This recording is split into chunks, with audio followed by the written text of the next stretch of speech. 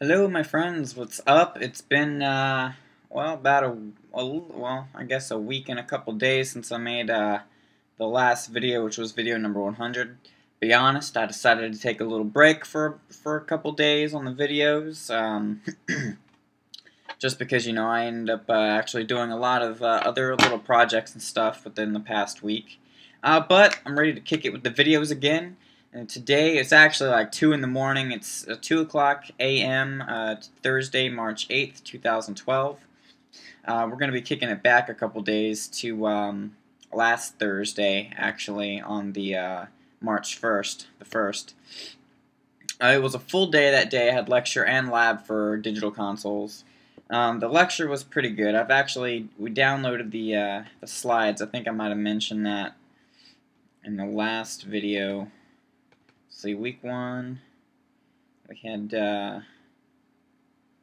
we go. So, basically we talked about different functions of the matrix, advanced functions, the global and channel modes, how more the VPOT functions, exactly what shows up in the scribble strip in the global mode and channel modes.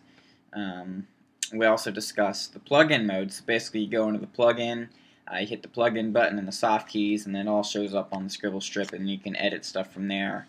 What's really cool is that when you hit the flip button and the soft keys, basically your VPOTs they flip with the faders, so the faders control your plugin parameters, and it can get really accurate and really cool. So that's awesome. Let's see what else. Talked about channel group. Channel groups are pretty cool, and they're kind of like subgroups, but not really. I mean, basically, if you've ever worked in Logic and you put some channels in a group, that's all it is. Basically, is when you move one of the faders, the rest of them in that group move, and it feels pretty cool, I will admit. And you have this, and I mean, it's not the biggest console, but it's big. It's a big enough console that it feels cool whenever you move a fader, and the rest of them do. It's pretty slick. So we talked about channel groups. Oh, let's see what else. Just some mix management tips. We discussed stem mixing, as well as the reasons to do stem mixing. And basically, the stem mixing is like you get your analog sound kind of from it, which is kind of funny to me because SSL is known for kind of being like how would you say, like a clean slate, or just being really clean sounding. Like SSL doesn't really put any sound into your sound or music, I guess, you know what I mean. Like Neve consoles, everybody likes those for tracking and stuff because it adds this warmth and all this kind of stuff to the sound. But SSL is good for mixing because it doesn't really add any more sound. So it's a little funny that why would you stem mix, but I mean, it does make a little bit of a difference. I'm sorry, I'm like wiping my nose and stuff. I just got done with a total redonk P90X workout. Feel nice and fit, I did legs and back tonight, so I'm wobbling around the house, trying not to fall down on my legs and stuff. And then it got the heart rate going, so like my nose got snot running down my face and stuff in the shower and whatnot, but that's gross, so we're not going to talk about that.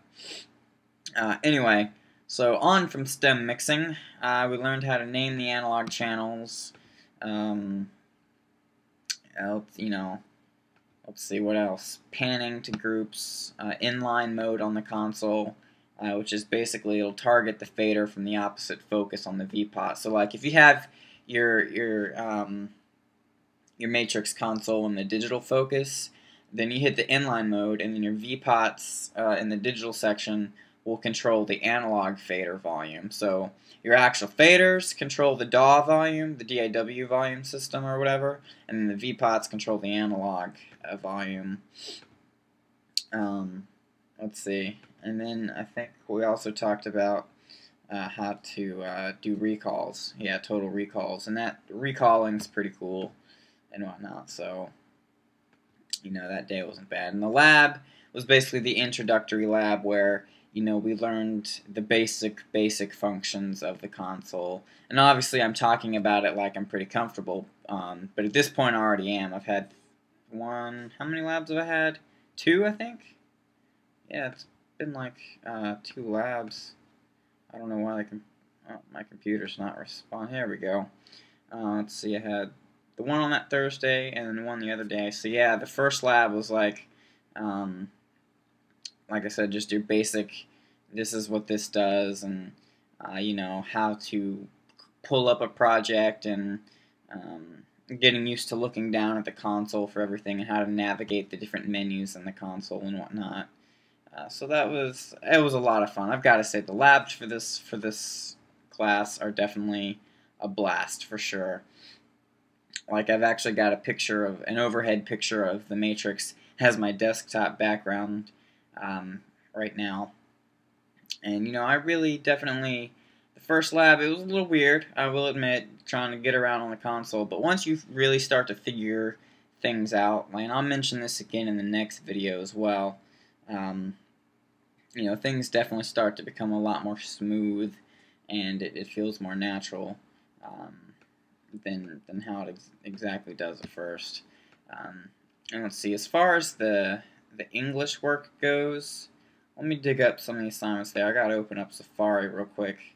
You know, the English class is alright, I'm not gonna lie. The hardest part about the English composition class is the plain sitting down and doing it, not gonna lie. Also, let's see, stuff that was due the other day. Alright, so due Monday. Let's see.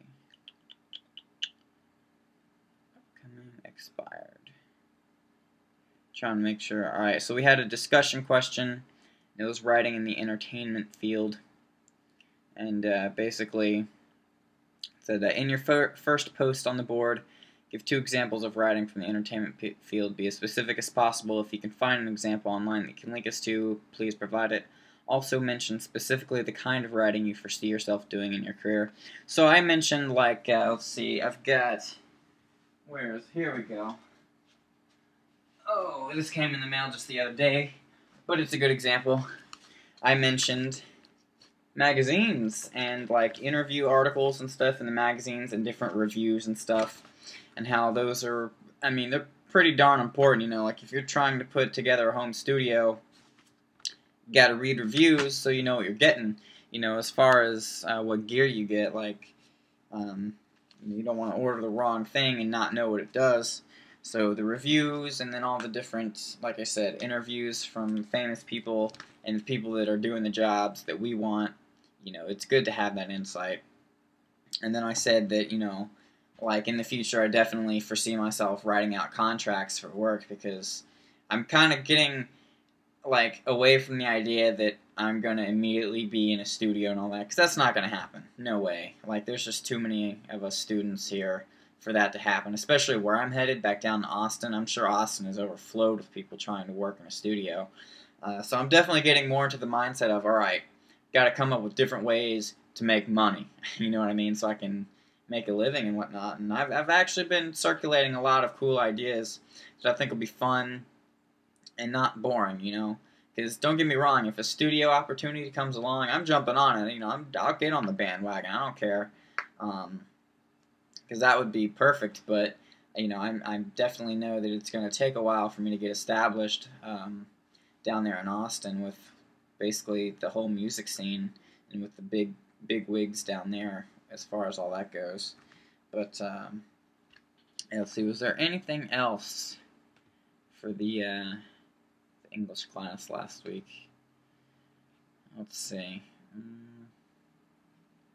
So we had discussion 2. We'll get to that in the next video. We also had a writing assignment that was basically, it was like how I write. That was the title of it, and we basically had to write a small essay on how our personal writing style works. Like, what do we do? So she was asking questions like, so when you write a paper, what process do you take? Do you listen to music? Do you, you know, procrastinate? Do you start on it right away? Do you watch TV while you write? Do you have a brainstorm session, etc., etc.? So it was all about, you know, well, what do I do? And that was easy. Talking about yourself is easy. So I think the limit was like 400 to 600 words, but I wrote like 800 to 900. Oops. But I don't think it'll matter. Hopefully, I mean, if she takes points off of me writing too much, well then we got a problem. Because once I get on a roll, man, I'm on a roll. So yeah, it wasn't too bad. But anyway, guys, for now, I think I'm gonna wrap up the video. I'm gonna get ready to make. Sorry, I can't even talk. I'm gonna get ready to make the next video. So have a good day, or night, or evening, or morning, or any time in between. Thanks for tuning in, checking out the videos.